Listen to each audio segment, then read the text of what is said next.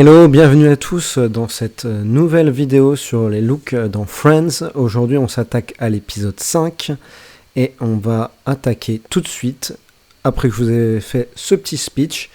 Donc encore une fois je vais donner mon avis personnel sur les looks des mecs, voir si on pourrait les porter aujourd'hui, ce qu'il faudrait changer selon moi si je trouve que quelque chose ne va pas. Et si vous n'êtes pas d'accord avec moi, je vous invite à en discuter en commentaire. C'est toujours cool de discuter autour de ces sujets-là et à un peu chacun son avis. Et on peut commencer tout de suite avec un look de Chandler. Donc c'est ce style classique de Chandler avec la veston sans manches par-dessus, généralement c'est une chemise, là c'est par-dessus un t-shirt, et je trouve que du coup c'est beaucoup plus intéressant par-dessus une chemise. Je trouve que c'est vrai que généralement ça fait peut-être un peu papy, surtout qu'il a des vestons souvent dans des couleurs un peu ternes, criardes. Là c'est encore le cas, hein, franchement c'est dégueulasse. Non, moi je trouve ça un peu dégueulasse. Je trouve pas très très beau son veston. Alors j'ai des images où sans doute on le voit mieux. Alors là c'est le look de Ross, voilà. Voilà, c'est une couleur qui est honnêtement pas facile à porter, mais je pense que dans une autre couleur, franchement, la tenue pourrait aller bien avec ce petit t-shirt blanc. En tout cas, par-dessus un t-shirt blanc, je trouve ça passe avec le jean classique qu'on a vu dans d'autres épisodes et les petites chaussures un peu en daim veau velours. Franchement, c'est un look assez cool. Voilà, il y a juste ce gilet sans manches. Faut faire quelque chose. Il en a un autre qu'on a vu dans d'autres épisodes qui a motif avec des carreaux, etc. Je pense que ça passerait mieux et que ça irait bien avec son t-shirt blanc. Sinon, je vois pas trop. Il faudrait que en gros ce truc sans manches soit un peu plus fancy, un peu plus marrant, un peu plus second degré peut-être. Où là il fait vraiment, pour moi en tout cas, il fait un peu papy. Sur Ross en fait il n'y a pas grand chose à dire. Il a un henley à manches longues assez classique. Moi je préfère quand c'est un peu plus proche du corps et pas boutonné jusqu'en haut. Là je trouve que ça fait vraiment pyjama, puisqu'à la base ces vêtements là il me semble que c'était d'ailleurs des pyjamas. Là pour moi ça fait vraiment pyjama. Voilà, donc bon, pas ouf ce look là. Joey c'est assez basique, c'est un t-shirt bleu assez près du corps, ça change du noir qu'il a d'habitude. Il y a des petits bords-côtes au niveau des manches. Je trouve que là ça apporte un petit effet un peu cool. Du coup c'est un peu bouffant. En fait ça marche pas, je trouve, si la manche est assez courte. Là la manche elle s'arrête bien en dessous du deltoïde, donc je trouve que ça passe. Donc là on voit encore notre ami Ross.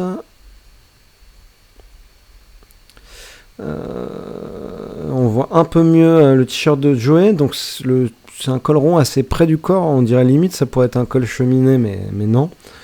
Je trouve que le col très près du corps c'est quand même particulier. Moi je préfère un peu plus lâche. Voilà, mais je pense que ça c'est juste un avis perso, c'est pas forcément une question d'esthétisme. C'est une question plus de confort. Je trouve que c'est pas très agréable d'avoir le col qui est vraiment proche du cou comme ça. Et là on voit ça qui est intéressant, c'est qu'on n'a pas pu voir dans d'autres épisodes, c'est qu'on voit les chaussures de Joey. En fait on les voit dans d'autres épisodes, mais il n'y avait pas de plan assez serré, donc j'avais pas spécialement fait de remarques dessus. Mais là on les voit mieux et je les trouve très cool, ces boots noirs avec les petits œillets là en métal. Donc ça fait très montagnard pour moi. Je les trouve très stylés et, on en voit encore pas mal, des chaussures comme ça, et elles vont bien avec le jean, toujours son jean noir délavé, qui est franchement pas mal. Je trouve que ça va pas forcément avec le haut bleu. Je trouve que ces jeans noirs délavés quand même, Moi, je les vois quand même plus en restant dans des couleurs qui sont entre le noir, le gris et le blanc.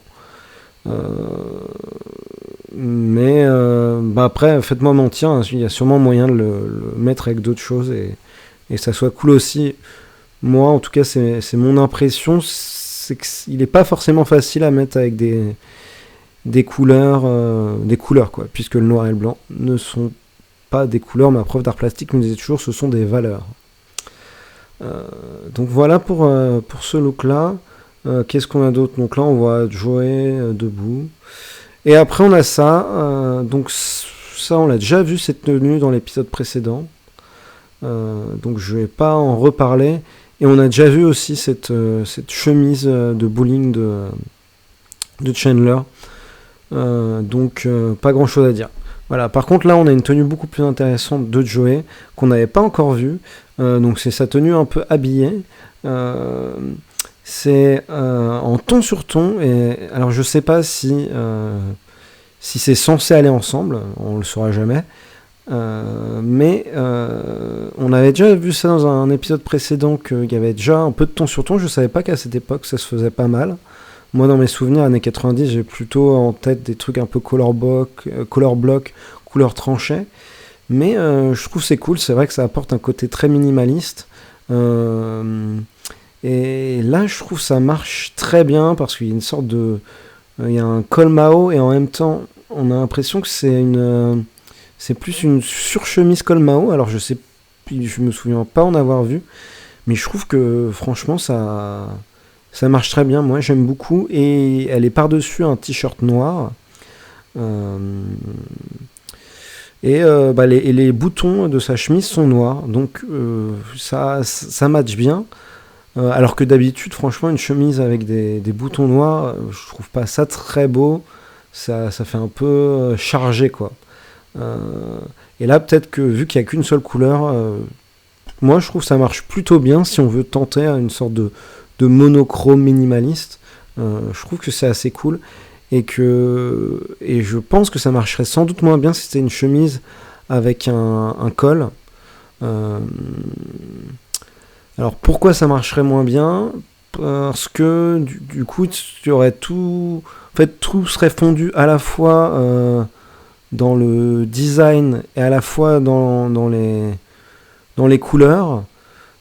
Et donc ça fausserait un peu la vue, alors que là on distingue bien la chemise avec ce col très petit vu que c'est un col Mao, et la veste par-dessus avec un col avec un cran bien prononcé.